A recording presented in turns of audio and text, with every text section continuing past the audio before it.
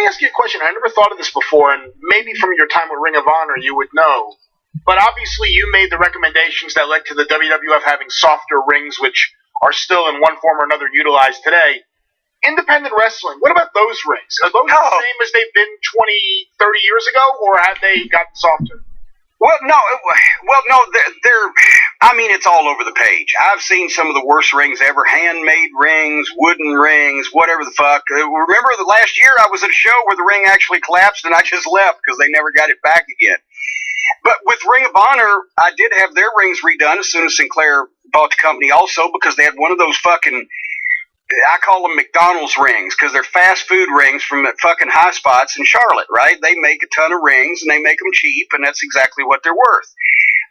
The ring posts weren't capped. Delirious had pushed off with his hand in that ring, the Ring of Honor ring, to take a superplex, and had sliced himself bad enough to need stitches because the ring posts weren't capped, and it was just sharp metal on the top. The turnbuckles weren't done properly so that when heavy guys hit the turnbuckles real hard, they don't pop out and stab somebody, or if the fucking ropes break. The wood hadn't been changed in so long, and it was, and plus they don't do the undercarriage right anyway, because the cross beams that are made out of steel on a proper ring are reversible. In other words, one week you put them face up, and the next week you put them face down, because all the bumps that way don't leave you with a crater in the middle of your ring because your posts are bent. It works out. Well, these would only go in one way, so there was a crater in the ring because the steel supports had bent slightly, which leaves less give and does make it harder.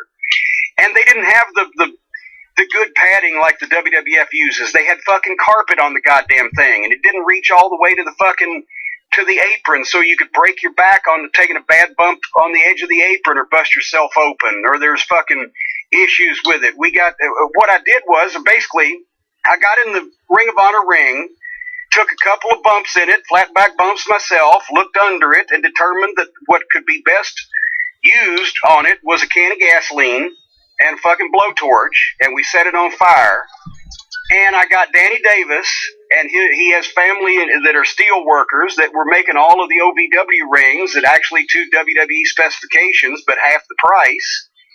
I got Danny Davis to make us a brand new ring that not only had the proper ring posts and ring post size, that you didn't need to weld a piece of angle iron on them so they wouldn't bend, because they were big enough where they wouldn't bend. And they had caps on them, and they were powder coated. And the turnbuckles were hooked properly, and they had a fucking proper structure underneath with the cables to keep the ring post from separating at the bottom, and the state-of-the-art padding that you roll all the way across the ring in one piece, and it extends over the aprons, and big turnbuckle pads so the guys could stand on them and have a little bit better balance.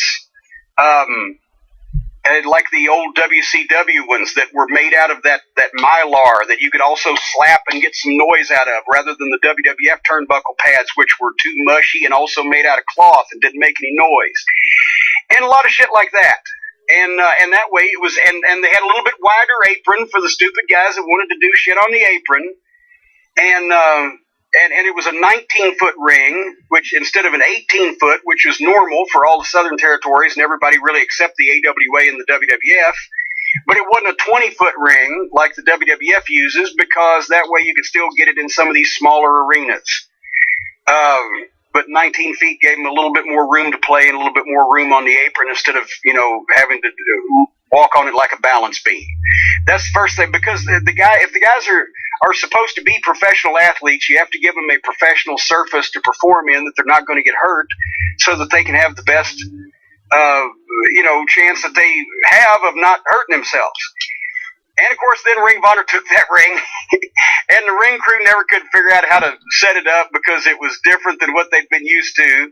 And so a lot of times they'd set it up off kilter, and then they decided it was too expensive to carry it around, and they went back to using the other small one. But I think they've still got that one, and that may be the one they use on TV now. I haven't seen a lot of their shows lately.